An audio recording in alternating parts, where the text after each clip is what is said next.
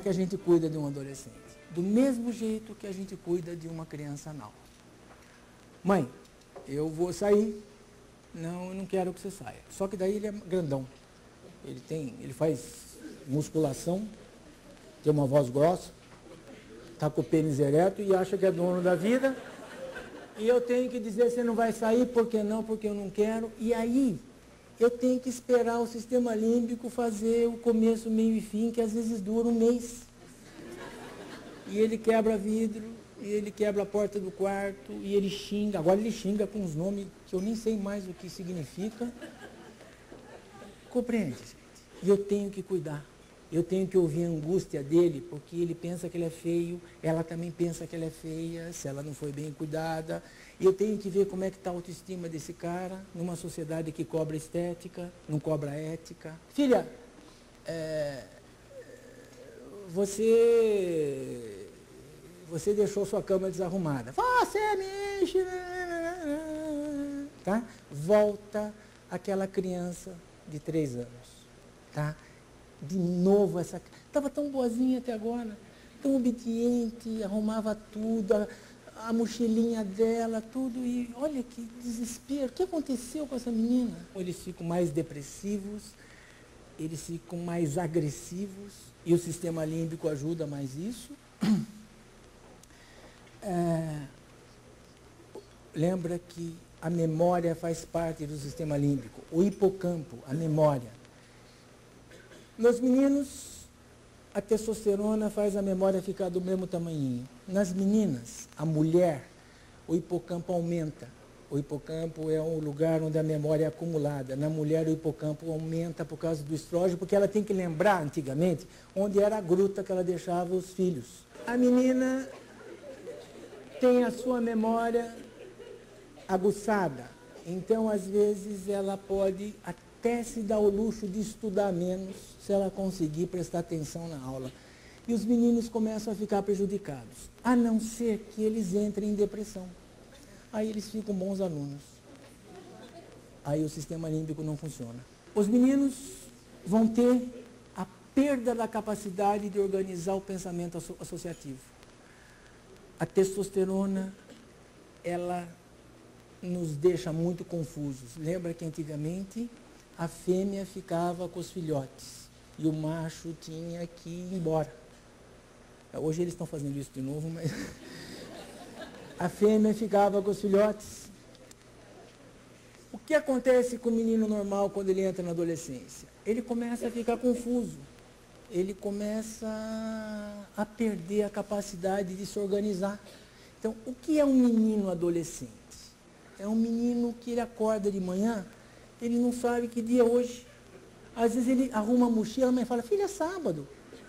Não sei se alguém já percebeu isso. Ou então, ele não consegue. Até ele acordar é complicado. A melatonina é o hormônio indutor do sono.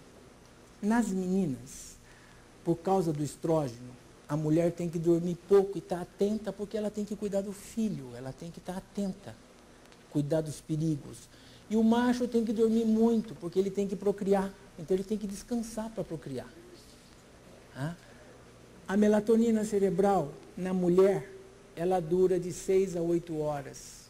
No homem, geralmente dura 24 horas. Então o menino, quando acorda de manhã, quando ele vai dormir, a melatonina começa a ser produzida, mas ela não para de ser produzida. Na mulher, a melatonina é produzida e para. Então a mulher acorda mais cedo e consegue fazer café, consegue. O menino acorda de manhã, a mãe chama, filho. Ele já acorda desorganizado, então ele não sabe direito quem ele é, ele precisa abrir o olho, ele olha para aquela mulher estranha. E aí ele fala, mãe, ela fala, sou eu sim, a mãe. Aí ele acorda de manhã, e aí ele precisa pensar o que ele vai fazer, ele precisa pôr a meia, depois a cueca. E aí, este menino acorda com o pênis ereto. Sonhou a noite inteira com geografia e acorda com o pênis ereto, porque a testosterona estimula isso. Ele tem que estar em prontidão. Ele nem sonhou com a menina que ele gosta. E ele está com a bexiga cheia porque ele dormiu a noite inteira, ele não acordou para urinar, mesmo com vontade, porque, pelo excesso de melatonina. Tem que ir no banheiro com pênis ereto urinar numa privada que é baixa. E quando ele vai fazer esse esforço, ele urina na parede, no vaso. E quando ele termina de urinar, o pênis volta ao normal, mas daí já foi um... E a mãe briga com ele. Já viram isso? E ele está todo desorganizado, com sono, e tem que ir para a escola. E quando o sono começa a passar, já é meio-dia, meio-dia e 15,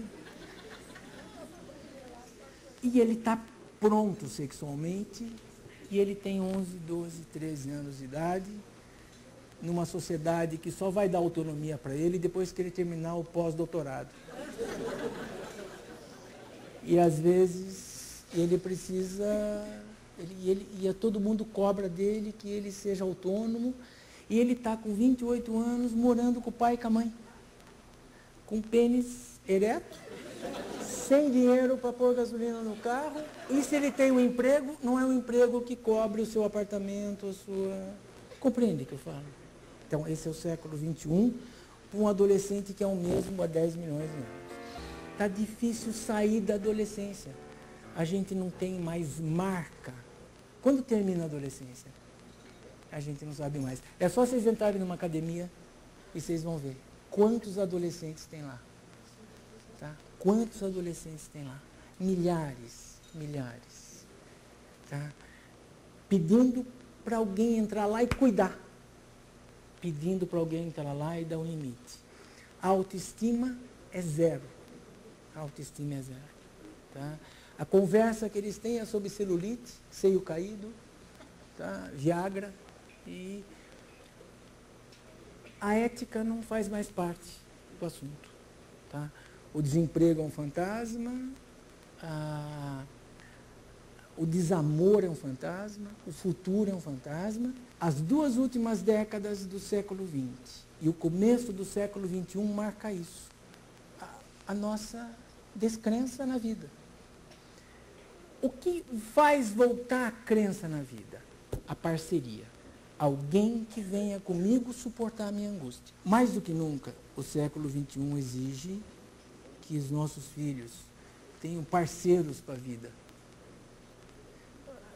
E esses parceiros quem são? Nós, os pais, que temos que estar próximos, os educadores, que precisam parar de pensar em cursinho, em faculdade. Hoje a faculdade não é suficiente. Precisa nascer o parceiro dos nossos filhos.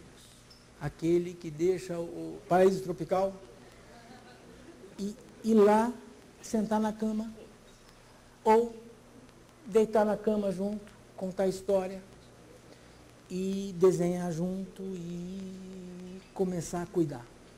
Tudo aquilo que nós deixamos de fazer no século XX, nós vamos ter que fazer no século XXI. Essa pergunta que estremece a gente, como que vamos sobreviver ao século XXI? Nós estamos começando o século XXI, como sobreviveremos ao século XXI? Tá? Então, é necessário que alguém acorde, que algumas pessoas acordem, é necessário que o poder público acorde, é necessário que as escolas acordem, os noticiários, os jornais, as próprias escolas se assustam hoje quando elas começam a perceber, por exemplo, pequenas crianças, sem limite algum, sem autoestima alguma, sem condição de afetividade com os colegas, com os professores, e a gente se preocupando com um futuro meramente intelectual ou econômico. Eu não tenho uma ideia para te dizer agora o que fazer, mas certamente existem pessoas preocupadas. E essas pessoas têm que se apoderar dos meios de comunicação, essas pessoas têm que se apoderar, têm que ir até o poder público, essas pessoas têm que ir para as universidades. As nossas universidades estão sofrendo com isso. Nós temos lá um bando de adolescentes em sofrimento, bebendo, sem sonho, não é? Winnicott dizia que a marca maior, benigna, de um adolescente é ter um sonho. Eu vou, no meio da bagunça que ele faz, eu vou criar uma planta geneticamente modificada para absorver o CO2 e começar. E nós não temos isso. O maior sonho que, às vezes, um adolescente tem é esperar o sábado, quando a festa não é na quinta. Então, assim, alguém precisa acordá-los, né? E acordá-los significa ir até eles. O Café Filosófico termina por aqui. Até o próximo programa.